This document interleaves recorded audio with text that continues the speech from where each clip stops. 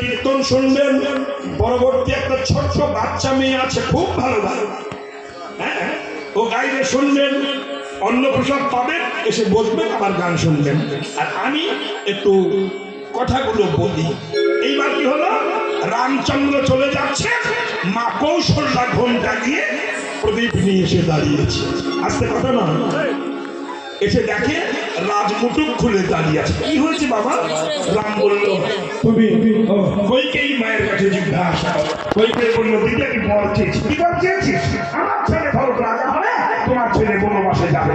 আচ্ছা খেয়ে বলল কৌশল্যা, ওরে কইকেই বরটা ফিরিয়ে এনে তোর পায়ে ধরি।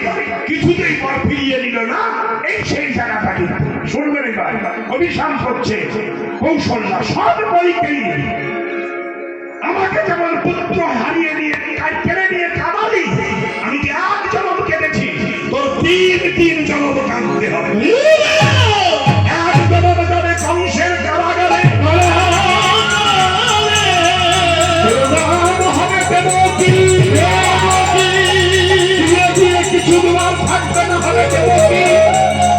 দ্বিতীয় জন্ম যাবে উড়িষ্যায় ইন্দ্রদুম্ন রাজার স্ত্রী হয়ে, তোর নাম হবে গুন্ডিচা দেবী। তোর 18টি সন্তান হবে, ওই 18 সন্তান মনে হবে 18 নামা আছে না? সেদিনও যাবে না তোর পুত্র শোকের জ্বালা।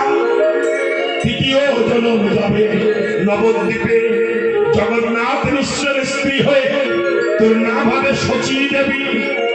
একে একে 8খানা কন্যা মরে যাবে। পরে বিশ্বরূপ নামে একটি ছেলে পাবি, সেও চলে যাবে। পরে বিনয় নামে একটি ছেলে পাবি, সেও জন্মের মতো চলে যাবে।